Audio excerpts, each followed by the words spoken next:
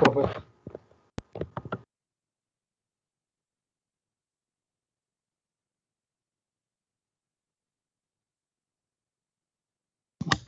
Muy bien. ¿Nadie más necesita tiempo para anotar? Porque ya no me cabe aquí, entonces sí lo voy a recorrer. Entonces, bien, ¿qué información vamos a sacar de aquí? Bueno, lo primero es que de una expresión vamos a poder obtener una secuencia de datos, obviamente con un residuo, porque pues, esto tiende al infinito, ¿no? Según el teorema de la transformada Z. Entonces, nosotros sabemos que nuestra X de Z ahora la podemos expresar como 10Z a la menos 1 más 17Z a la menos 2 más 18.4Z a la menos 3 más 18.68Z a la menos 4 y más el residuo, que sería esto que está acá arriba, los 18.736Z a la menos 5. Otra vez le puse más. Quiero que sea más a fuerza, ¿verdad? Déjenme le pongo el menos y nada más le pongo correctora en la parte del más, que no necesitamos. Ahí está. Menos 3.736 Z a la menos 6 sobre el denominador que tenemos al momento de hacer la operación, ¿verdad? Que sería 1 menos 1.2 Z a la menos 1 más 0.2 Z a la menos 2. Entonces, podemos hacer esa observación de que pues ya lo puedo expresar en términos de una secuencia de números ascendientes en cuanto a exponentes negativos de Z se refiere. Y sabemos perfectamente que los coeficientes de cada uno de esos términos corresponden a la amplitud de la señal en el retraso correspondiente al exponente. Entonces, este es el primer periodo de muestreo, el segundo, el tercero, el cuarto, y si seguimos haciendo la división, podemos obtener un poco más, ¿no? Pero al menos ya de aquí, si sabemos que los coeficientes son las amplitudes de las señales en el tiempo, entonces de aquí podemos sacar algunas conclusiones ya antes de siquiera pasar a lo que sigue, ¿no? Si se fijan los coeficientes, empieza en 10, luego 17, luego 18.4, 18.68, y si siguiéramos dividiendo, el Z a la menos 5 sería 18.736. ¿Qué quiere decir esto? Que ya estamos acercándonos a la parte asintótica, a su estabilidad. Entonces, si seguimos haciendo divisiones, seguramente a lo mejor llegamos al 18.8 y de ahí no pasamos, o 18.9. Pues tendríamos que seguir haciendo más, pues, para saberlo. Pero ahí ya de cajón vemos que ya se está saturando, ¿verdad? Porque en 3 periodos de muestreo o en 3 muestras ya únicamente está avanzando en la parte de los decimales, ¿verdad? Entonces, pues ya no va a crecer más. O sea, definitivamente esto no va a llegar hasta 20, por ejemplo, ¿no? Que igual esto lo comprobamos ya una vez que vayamos a la parte computacional y pues hacemos estos ejercicios como referencia para ver hasta dónde llega, ¿no? Sacamos ahí más ceros, perdón, más términos y comparamos. Entonces, de aquí podemos sacar las mismas datos, bueno, el equivalente a los datos que sacamos en el ejercicio anterior. Es decir, yo sé que para acá, la muestra acá, cuál va a ser su amplitud en esa muestra acá. Entonces sabemos que como son sistemas LTI, siempre empezamos en el 0, ¿verdad?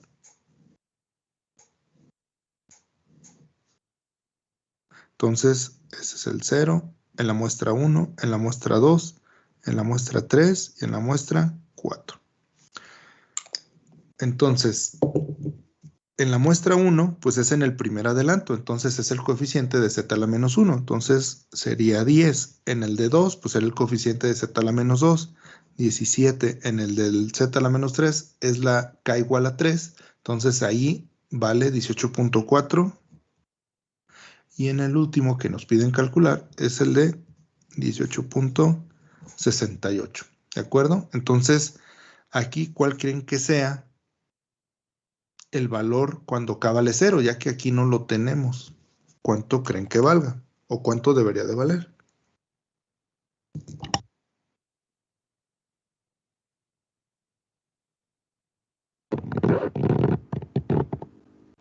Cero. Lo entendí muy... Bueno, más bien es que no entendí porque escuché muy entrecortado. ¿Me lo puede repetir, por favor? Bueno, no era entrecortado, más bien con ruido en el micrófono. Sería 0.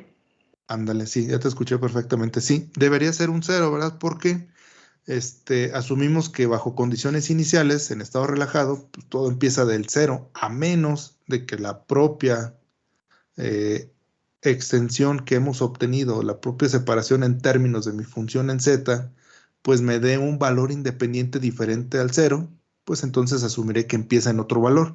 Pero si no aparece, entonces debemos de indicar o debemos de asumir que esto empieza en el 0. ¿Sale? ¿Alguna duda o pregunta hasta ahí?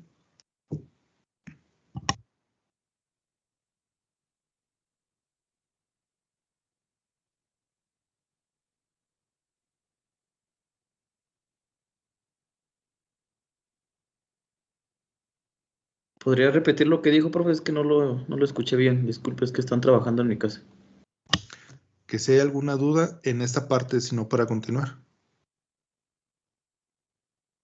No, profe, todo bien. Ok.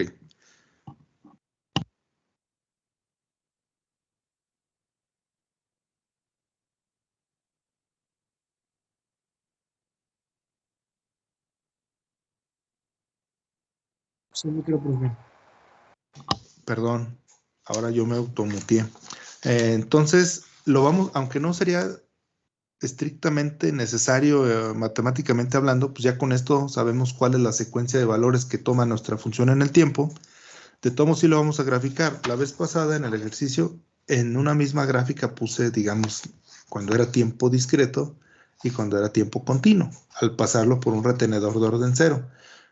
Ahorita voy a hacer las dos gráficas para que se vea la diferencia y no se vea ahí empalmado. Entonces, déjenme, vamos a ir haciendo esa parte. Entonces,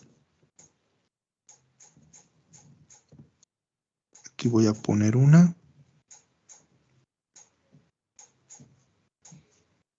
Lo voy a poner como si esto llegara hasta el 20. Esta sería mi X de K. Y aquí sería solamente K.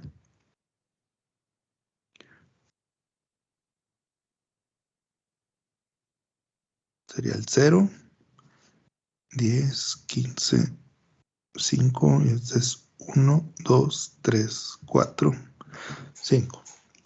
No hacemos hasta el 4, pero bueno, de todos modos lo ponemos. Voy a hacer otro igual.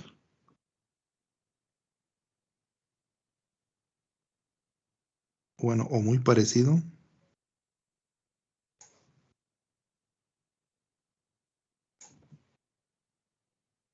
Acá ya le voy a poner X de T y aquí ya le voy a poner T. Obviamente el tiempo que, perdón, déjalo subo un poquito más. Obviamente el tiempo que dure, pues va a depender de cuánto es nuestro periodo de muestreo. O sea, yo no puedo decir aquí que todavía sean segundos, pero que sí ya es, lo marco así 0, 1, 2, 3, 4, 5 como referencia a que proviene de las muestras. Si esto ya lo quiero convertir a segundos, entonces ya tendría que yo especificar, el periodo de muestreo es un segundo, entonces sí, estos son segundos.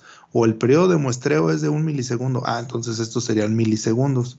O mi frecuencia de muestreo es de 10 kilohertz, entonces saco el inverso para saber a qué equivale en tiempo, ¿no? Entonces esa parte, pues ahorita no la podríamos determinar porque no tenemos esa constante de tiempo del sistema. Entonces, perdón, la constante de tiempo no tendremos el periodo de muestreo, aunque si ustedes recuerdan, cuando le ponemos simplemente K y no KT, siempre asumimos que el periodo de muestreo es de 1, o sea, un segundo. Pero bueno, por eso lo dejo indicado así. Entonces, en 0, la señal vale 0. Aquí lo pongo. No sé, acaso me faltó acá abajo ya ponerle 20, 10, 15, 5. En 1 vale 10, entonces aquí lo ponemos. En 2 vale 17, más o menos aquí. En 3 vale 18.4.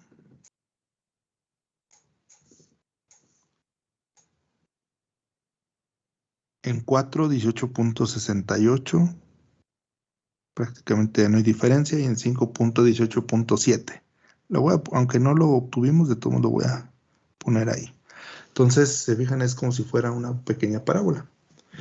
Los mismos los voy a poner acá ya sin las líneas verticales, ¿verdad? Dijimos que las líneas verticales nada más nos seguían de guía visual para saber en qué periodo tenemos cierta amplitud. Entonces, acá abajo, entonces tendríamos el de 0, en 1 tendríamos el 10, en 2 tenemos el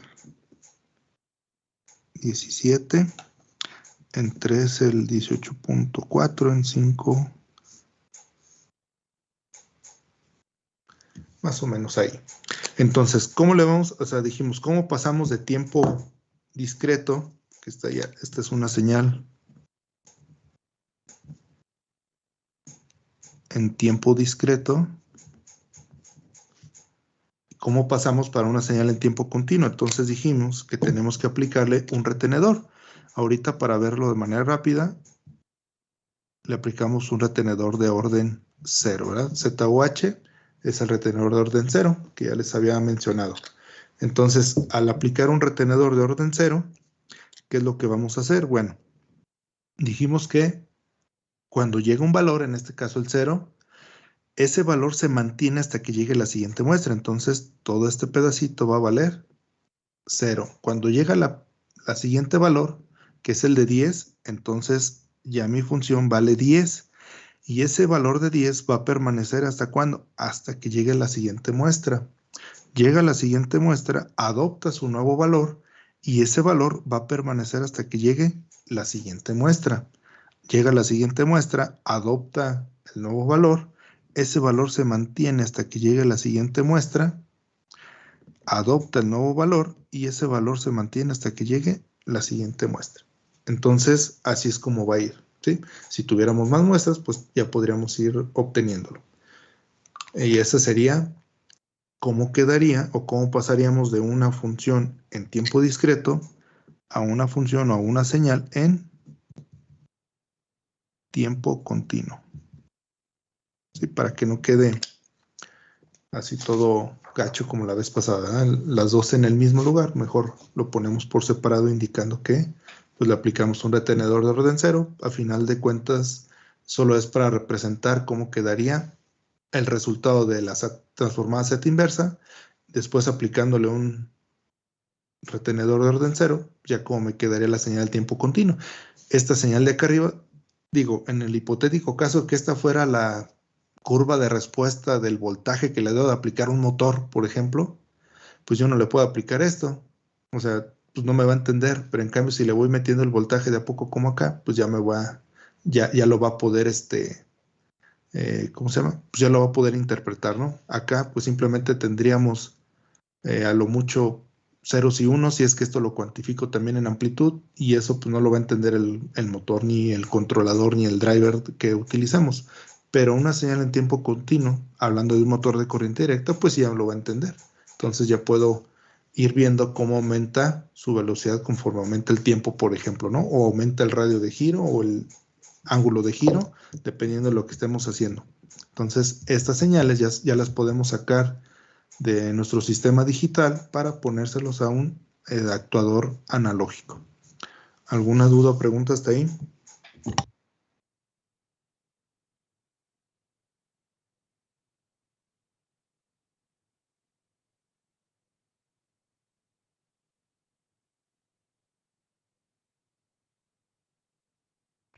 No, profe.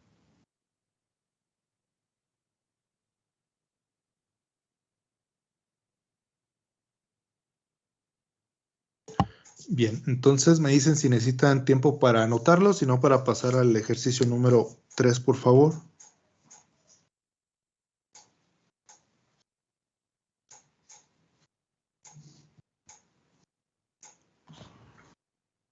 Sí, profe, un De mi poco. parte, Muy bien, entonces me espero. No sé si aquí está bien o más para arriba en la división. Ya ustedes me dicen y nada más de favor cuando terminen, me avisan para continuar.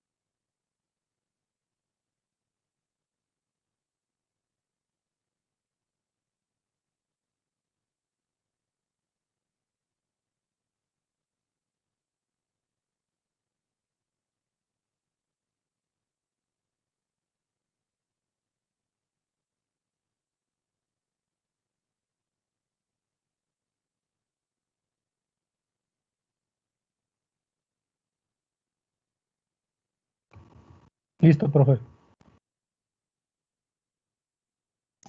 Sí, no sé si alguien más necesite todavía tiempo.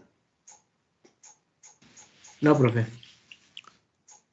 Ok, si nadie dice lo contrario, entonces pasamos al ejercicio número 3. Mientras lo anoto, también lo pongo en la pantalla para, si alguien falta de anotarlo, pues también lo haga. Déjenme cambio la hoja y lo anoto.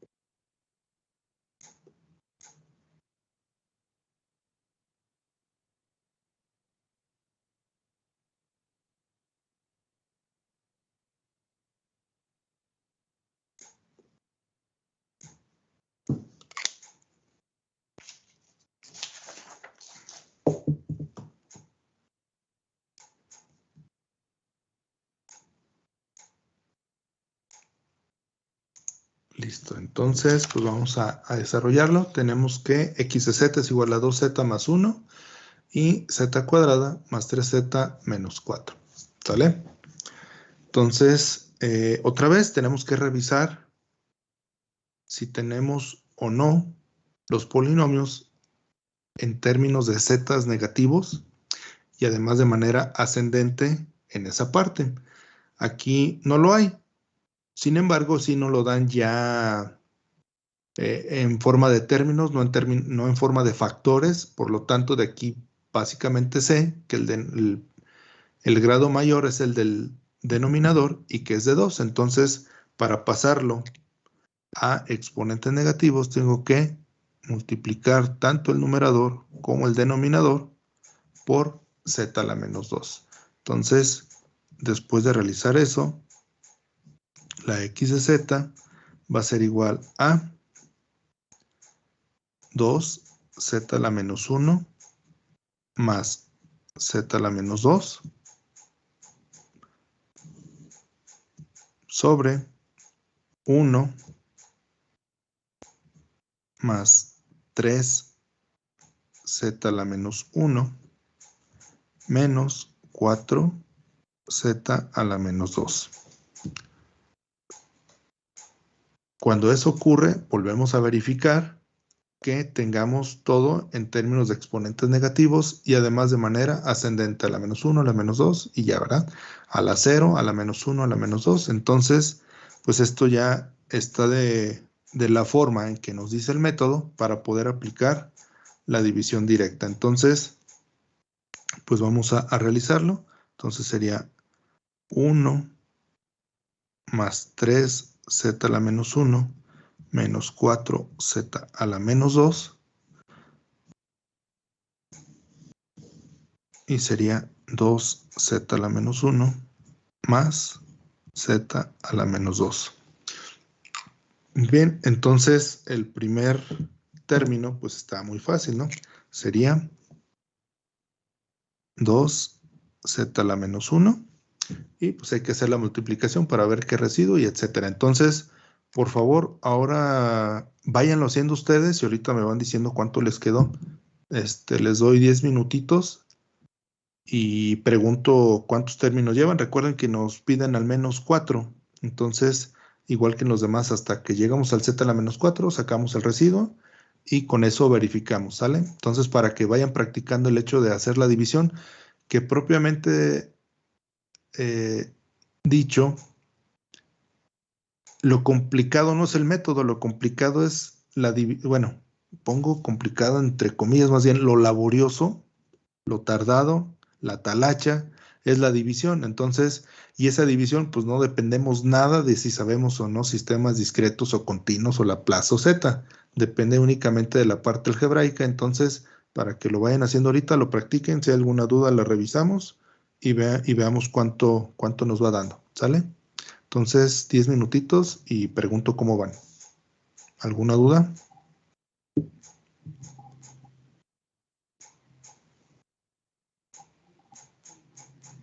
No, profe. No, profe.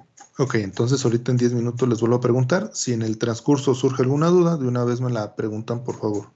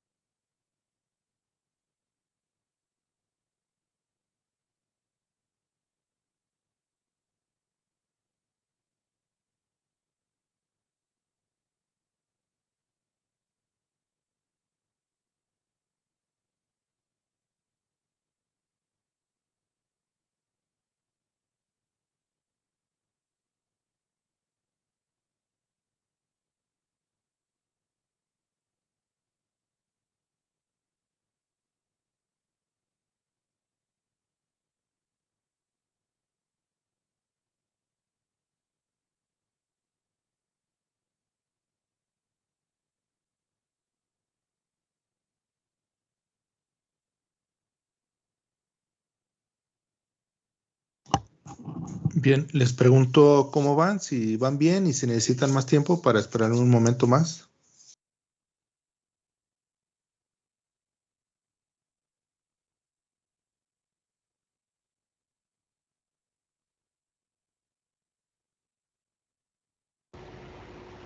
Un momentito más, profe, por favor. Muy bien, entonces en unos 5 minutos más vuelvo a preguntar para que lo tengan y pues estar comparando los resultados que les dio.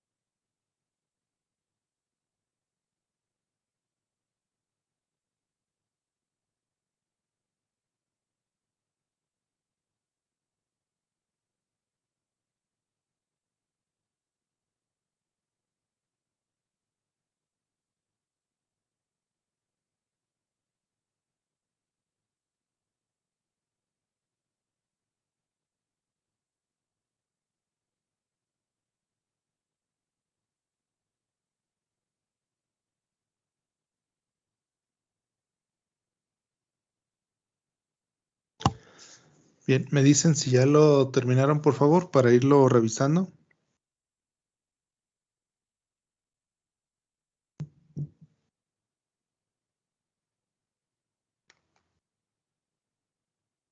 Ya, profe, listo. Sí, profe, ya. Ok, entonces ya no voy a hacer aquí yo todo el procedimiento a menos de que haya alguna duda. Nada más me van diciendo cuál es el siguiente término, por favor.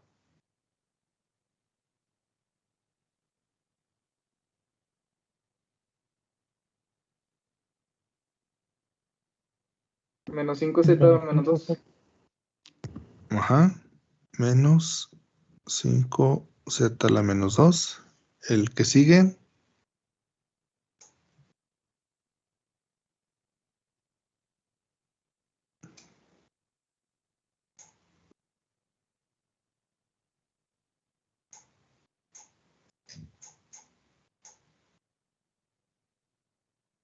¿cuánto les da el que sigue, por favor? 23z a la menos 3. Ajá.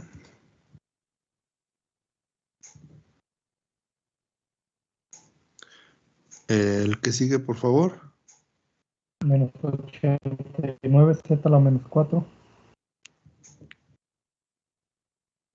Si quieren hasta ahí, la ponemos en forma de términos y al último me dan el residuo, ¿sale? Entonces, de aquí podremos saber, obviamente aquí pues va el desarrollo, ¿no? Que nuestra x de z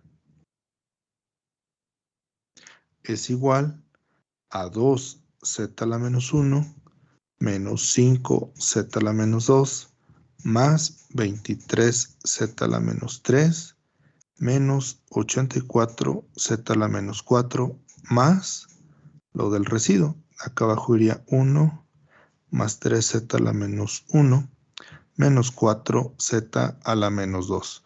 ¿Me pueden decir cuál es el residuo, por favor?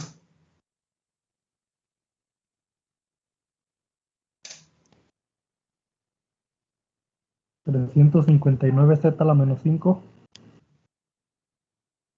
Ajá. menos 356z a la menos 6. Muy bien, gracias.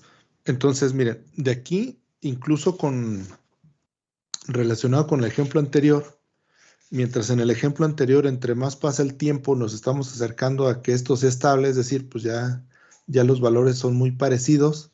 Acá pasa lo contrario. Entre más pasa el tiempo, además de que va cambiando de signo, cada vez cambia de signo con un coeficiente mayor, imagínense 359. Entonces, por ejemplo, este sistema, así como está, podríamos decir que empieza a oscilar porque va de más a menos, de más a menos y cada vez más alto, más grande, más grande. Entonces, no es estable. Y si pudiéramos aplicar el criterio, por ejemplo, de querer saber cuál es el valor final con el teorema que vimos, pues a este tipo de sistemas no se lo podríamos aplicar, ¿verdad? Porque cada vez oscila más y más y más y más, y en el infinito, pues no va a dejar de oscilar, entonces nunca podríamos determinar cuál es el valor final de un sistema como este. Pero ahorita igual en la gráfica lo revisamos para que se vea. Entonces, ya de aquí lo que tenemos que hacer es, pues, ver concentrar los datos en una tablita, casi como lo hemos hecho, para que quede ahí pues a la vista los valores que obtuvimos de resultado de hacer la división directa, ¿no? Entonces sería x de acá, acá tendríamos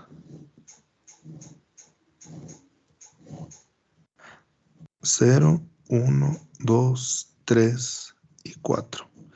Incluso le podemos poner hasta el 5, ¿no? Que sería este. Pero bueno, ya está muy alto. Entonces, no hay término independiente, por lo tanto, cuando k vale 0, asumimos que nuestro sistema vale 0. Cuando k vale 1, nos fijamos en el coeficiente de z a la menos 1 y tenemos un 2. Acá sería un menos 5. Luego sería 23 y luego menos 84. ¿Sí? Hacemos la gráfica de todas maneras para ir viendo esa parte que les digo que va de positivo a negativo, y cada vez van siendo más amplias esas oscilaciones. Esa es la característica muchas veces de ese tipo de sistemas que son inestables.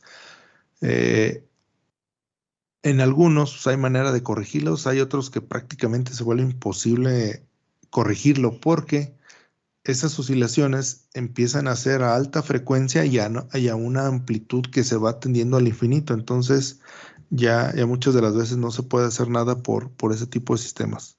Entonces, vamos a hacer la gráfica.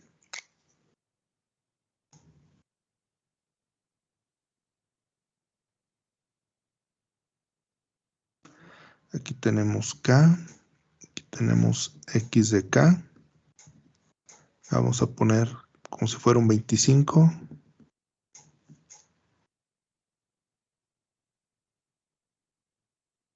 Acá menos 25 y hasta acá va a ser el menos 100. Entonces acá vale 1, 2, 3, 4. Entonces en 0, acá vale 0. Aquí está. En 1 vale 2. Entonces sería pues prácticamente aquí.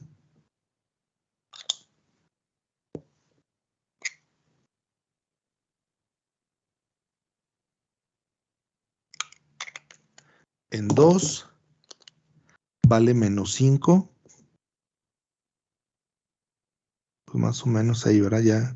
Ya tapé el 2. Ahorita lo acomodo del otro lado.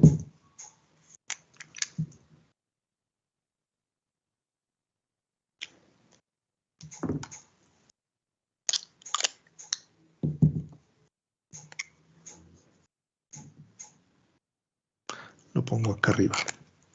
En 3 vale 23, ya prácticamente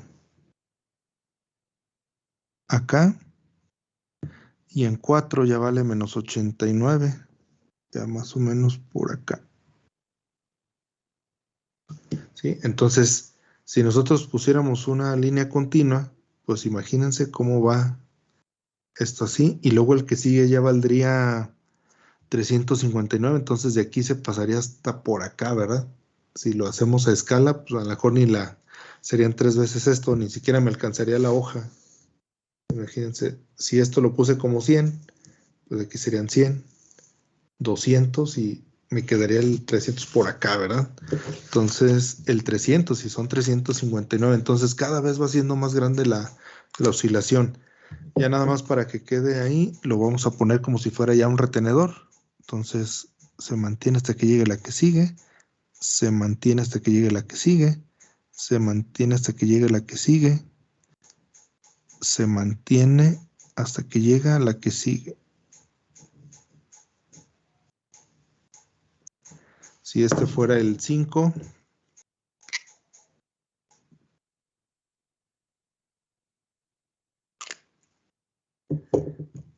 imagínense, esto se mantiene hasta que llegue el 5 y en 5, pues esto ya se iría hacia arriba hasta el 359.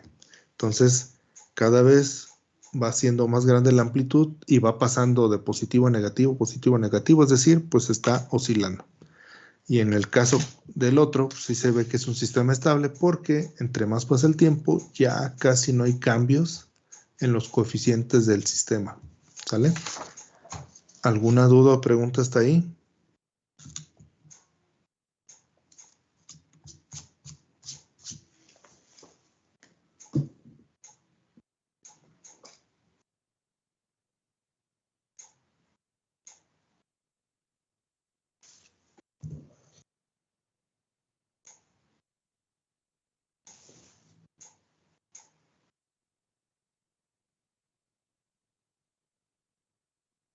¿Dudas, preguntas? No, profe, todo bien. Muy bien. Nada más me dicen si ya terminaron para continuar y si no, me espero un momento para que lo anoten.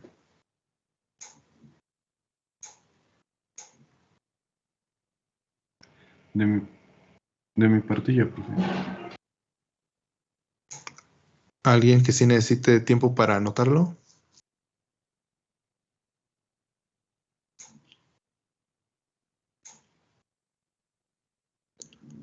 Bien, si nadie dice lo contrario, entonces continuamos. Voy a poner las diapositivas. Entonces, hasta ahorita hicimos los ejemplos. Estos también los vamos a hacer idénticos en el MATLAB, precisamente para hacer esa comparativa y hacerla o sacar las gráficas también y pues ver que si corresponde lo que nosotros hemos calculado con lo que nos ofrece el software. Entonces, bueno, lo que sigue que es, pues ver o revisar que ayudados de las propiedades de la transformada Z, también podemos suponer el comportamiento de un sistema en tiempo discreto a través de una función de transferencia. Entonces, si recuerdan, en la parte de tiempo continuo y en la parte de Laplace, que obviamente es la herramienta para tiempo continuo, pues veíamos que la señal de salida es igual a la señal de entrada por el comportamiento del sistema por una señal que representa el comportamiento del sistema, que le poníamos como HDT, que en el caso del tiempo aparece convolucionada, ¿verdad? Con la entrada. Entonces, HDT nosotros decíamos que era la función impulso, ¿verdad? O sea, es la función cuando yo le pongo energía a un sistema, cuando le pongo algún valor inicial, pues cómo se comporta el sistema. Entonces, eso es la función de la respuesta de un sistema, es ver la respuesta al impulso como tal, ¿verdad? Ahora bien, cuando decimos que queremos ver cómo responde la escala o no al impulso, es decir, sustituimos la entrada por ese tipo de funciones para ver cómo responde o cómo se comporta. Entonces, en tiempo discreto, pues lo podríamos expresar como y de kt es igual a x de kt por h de kt. Bueno, esa acá debe ser minúscula, déjenmelo. Una vez lo pongo. No, luego se me olvida. Listo. Se me olvida y luego así lo dejo. Entonces, bajo el principio de la transformada Z, donde sabemos que la convolución, o lo que vimos que la convolución se hace de manera semejante a lo que se hace en Laplace, entonces en el espacio de Z, si yo le aplico el operador Z a y de kt, voy a obtener una y de z. Si le aplico el operador Z a una función x de kt, voy a obtener x de z. Y si le aplico la transformada Z a h de kt, voy a obtener h de z. ¿Sí? Y dicho sea de paso, ahí también tengo un horror, ¿verdad? Puse paréntesis y no... y paréntesis y corchetes, perdón. Entonces, más bien, es así.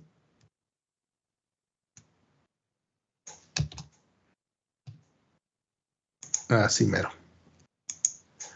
Entonces, cuando a h de kt le aplico el operador de la transformada Z, voy a obtener h de z.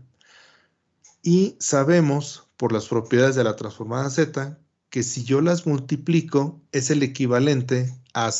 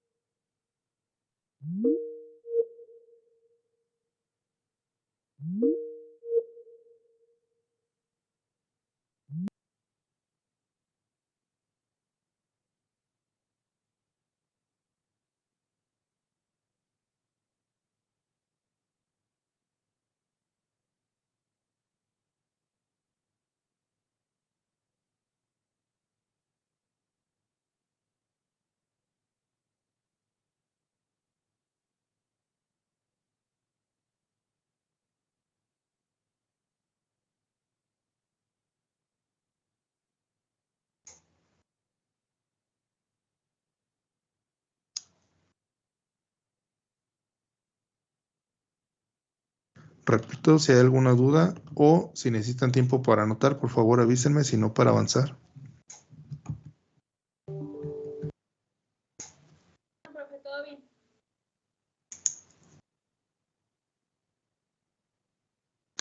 Ok, entonces decíamos que esa h de z pues lo que nos permite esa parte de cambiarlo a Z y que la convolución sea una multiplicación es que podríamos despejar esa respuesta al impulso y saber el comportamiento del sistema basado en la salida y en la entrada. Entonces, si nosotros despejamos la h de z, nos queda como h de z igual a y de z entre x de z.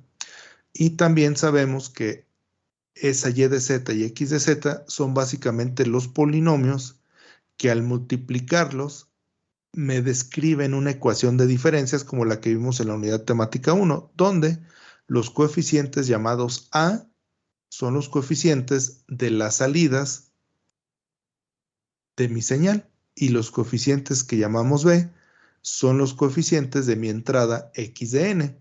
Y que si bien acá nosotros en términos de Z ponemos un Z a la menos 1, sabemos que eso equivale a un retraso de la señal, es decir, a una muestra anterior a la actual, donde la actual es la muestra N. Entonces, este paso que yo pongo aquí de manera, digamos, pues rápida, de cómo queda expresado en Z y cómo queda expresado en ecuación de diferencias, o sea, en forma discreta, esto permite o tiene su aplicación cuando tenemos que implementar ya una ecuación, ya sea de un filtro o de un controlador. Entonces, ya cuando vean esa parte van a ver que después de obtener su función en Z del controlador o del filtro, lo que deben de hacer es ahora pasar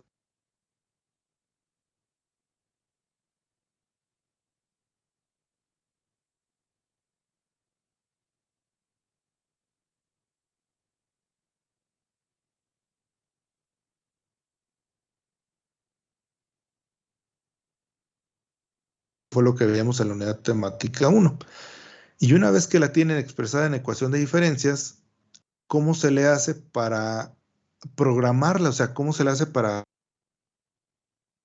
señales o ve guardando estos datos y después multiplícalos, divídalos o cómo se le hace ahí? Bueno, hay técnicas, eso no nos toca aquí a nosotros en este temario de la unidad de aprendizaje, pero ya una vez que tienen una ecuación de diferencias correspondiente a un filtro, a un controlador, hay técnicas para saber exactamente cómo me queda la arquitectura de cómo programar esto. Por ejemplo, está la parte del estándar y algunas otras, son como 3, 4 que son las más utilizadas, pero ya a partir de esta ecuación de diferencias, ya podemos sacar un comportamiento de tal manera que bajo ese comportamiento yo ya lo pueda programar, porque hacerlo así, pues no queda a lo mejor tan claro de qué voy a hacer, ¿verdad? Yo nada más sé que esta es la entrada, que esta es la salida, la y de n, la salida actual y que y de n-1 es la salida anterior, pero pues a final de cuentas, ¿cómo guardo esto en memoria y cómo le hago para estar sacando todo esto, ¿no? Entonces, al principio, que a lo mejor no teníamos tanto el contexto, yo les decía, para procesar de manera digital las señales, se desarrolló exclusivamente un hardware que lo hace, que es el procesador digital de señales, precisamente. Y entonces el procesador digital de señales, está optimizado para resolver dos operaciones aritméticas nada más, que son la suma y la multiplicación.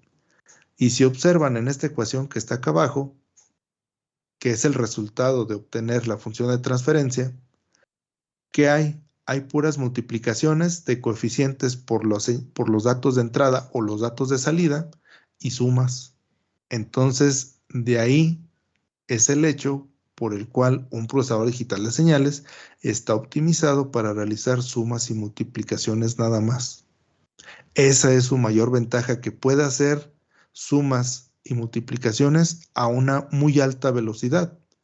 De hecho, es tan alta la velocidad en los procesadores digitales de señales que se mide en millones de instrucciones por segundo. Sí, así, por ejemplo, este procesador digital de señales tiene una capacidad de 5 millones de instrucciones por segundo, de operaciones, perdón, por segundo. Entonces quiere decir que puede hacer 5 millones de entre sumas y multiplicaciones en un segundo. Estoy hablando al aire, ¿eh? Dependiendo del modelo, pues es la cantidad que puede hacer. Pero así se miden millones de instrucciones por segundo. Entonces, imagínense la velocidad que desarrolla porque está optimizado precisamente para hacer puras multiplicaciones y sumas, porque al final de cuentas, cada término de mi expresión es la multiplicación que a su vez se suma a otros términos, ¿sí? Entonces, de igual manera, pues a esto le podemos sacar la respuesta al escalón, la respuesta al impulso, etcétera.